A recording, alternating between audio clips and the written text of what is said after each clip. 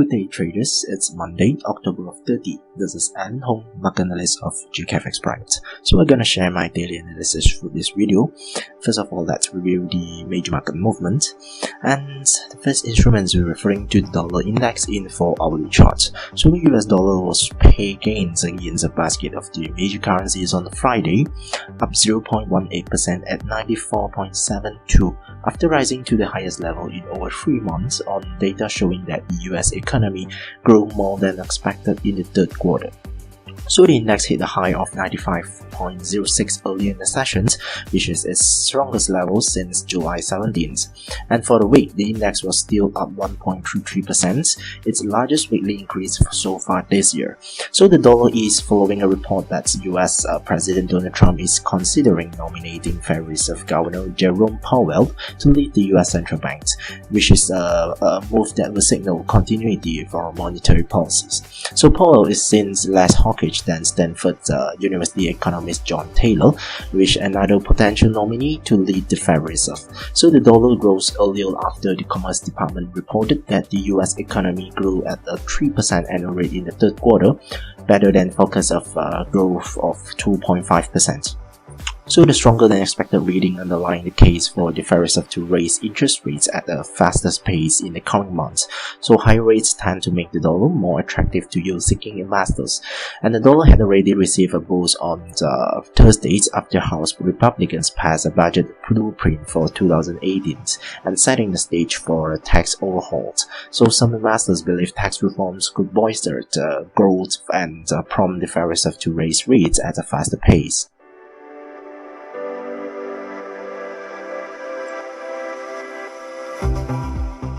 While the single currency was lower against the dollars, with the pair Yuan-USD at 1.1608 in late trades. So for the week, the euro was down 1.48%, which is its largest weekly loss since March. So the euro remained on the back foot after the European Central Bank said Thursday it is extending its bonds purchases into September 2018 while reducing monthly bond purchases by half of 30 million euros per month from January. So the single currency was also pressured lower after Catalonia's parliament on Friday declared independence from Madrid. So the move prompted Spain's Prime Minister to sack Catalan government and call elections next month. Elsewhere, the sterling pulled back after falling to the lowest levels in 3 weeks against the dollar.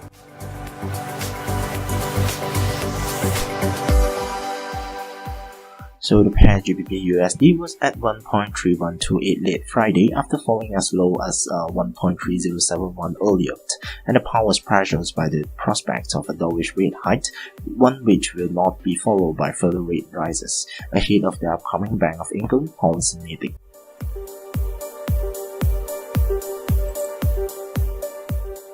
As for the Japanese yen, the dollar was steady against the yen at 113.69 on Monday after notching a 3-1 high of 114.45 on Friday.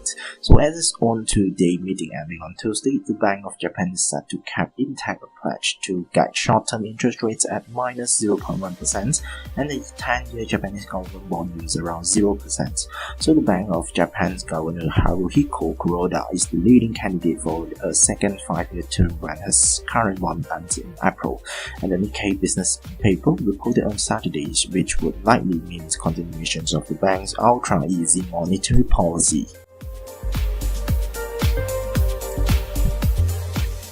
Having a tad in commodities markets, gold price gained in Asia on Monday, edged up 0.04% to trade at around $1,272.24 a troy ounce, with sentiments upbeat and the market well supported as recent dollar gains were taken in stride and demand skews in the physical markets were high ahead of end of the year holidays.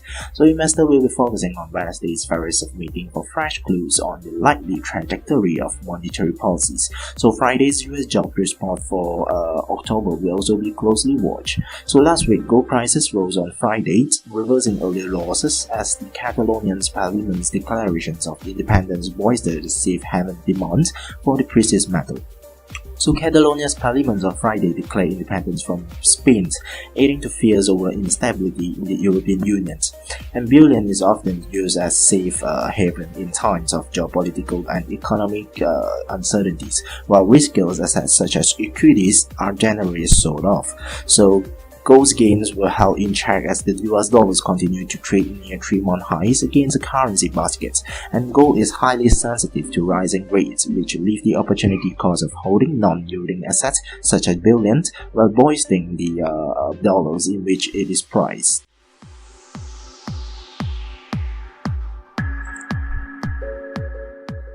As for the oil price, it was stable on Mondays with the US West Texas Intermediate crude price up by 5 cents or 0.1% and not $53.95 a barrel, and it was supported by expectations that an OPEC-led production cut due to expiry next March would be extended. The organizations of the petroleum exporting countries, plus Russia and 9 other producers, have agreed to hold back about 1.8 million barrels per day to get rid of a supply glut, and the pact runs to March 2018, but Saudi Arabia and Russia, who are leading the efforts, have both voiced their support to extend the agreements. So OPEC is scheduled to meet officially at its headquarters in Vienna, Austria on November 30. So while OPEC and its partners are withholding supplies, with US production has risen almost 13% since middle of 2016. As a result, West Texas Intermediate is trading at a steep discount of around $6.50 per barrel against the Brent oil, so which has made the US crude exports to the world attractive. And confidence in the oil market is evident in the way financial traders have positioned themselves. So the speculators group raised its combined futures and options position in New York and London by 15,041 contracts to 280,634 during the period. So despite this, some analysts were cautious, pointing to the technical chart indicators.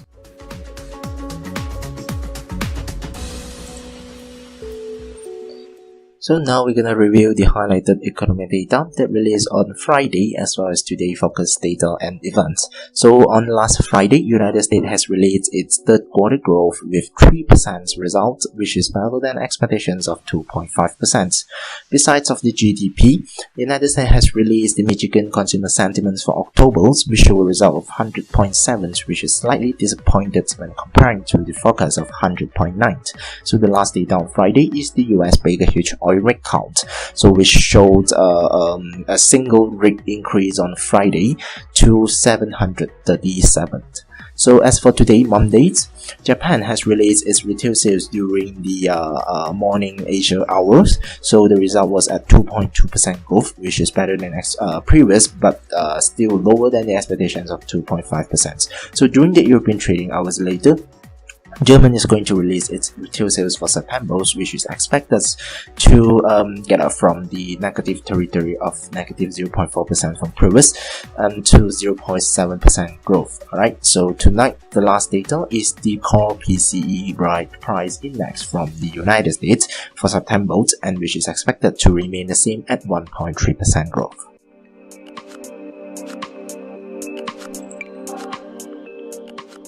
Its technical analysis sessions. First, instruments referring to the Great British Pound against the US dollars info hourly chart. So the pound was lower against the dollar on Friday, and it was pressured by the prospect of a dovish rate hike, one which will not be followed by further rate rises ahead of the upcoming Bank of England policy meetings. So the pair GBP USD remained traded near to the recent low and struggling at 1.314. But however, it remains in downtrend structures with the price traded below Fibonacci retracement level of 50. This closing below 1.302 is suggesting for further downsides, and then we could look for the following support level at 1.297. So on the upside, the first resistance levels comes in at 1.317.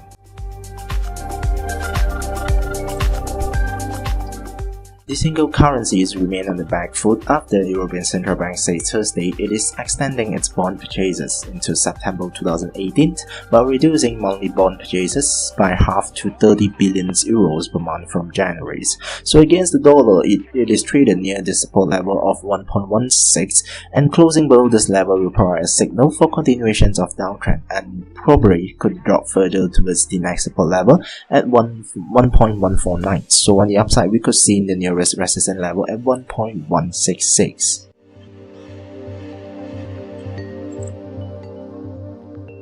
The Japanese yen was steady on Monday after the pair USD JPY notching a 3-month high on Friday, so it was failed to break out from the resistance level of 114.2 and retreated back to the level near support level of 113.6. So closing below this level is suggesting for short retracement and could fall further towards the next support level at 113.3. On the upside, only with a closure above higher than the recent high of 114.3 will open up a door for further bullish.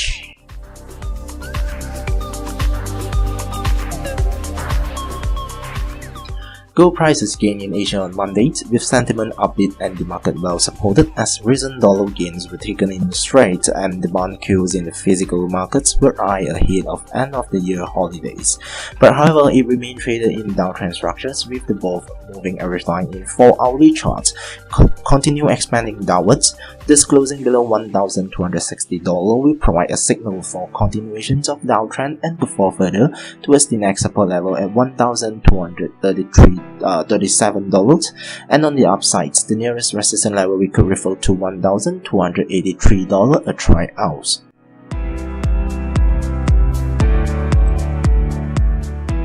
As for the oil price, the US West Texas Intermediate crude price was slightly higher on Monday, supported by expectation that an OPEC-led production cut due to expire next March would be extended. So looking into 4-hourly charts, the West Texas Intermediate price was close above $53.70 a barrel of resistance levels. So this was suggesting for further upside and could surge towards the next resistance level at $57.20 as its long-term target.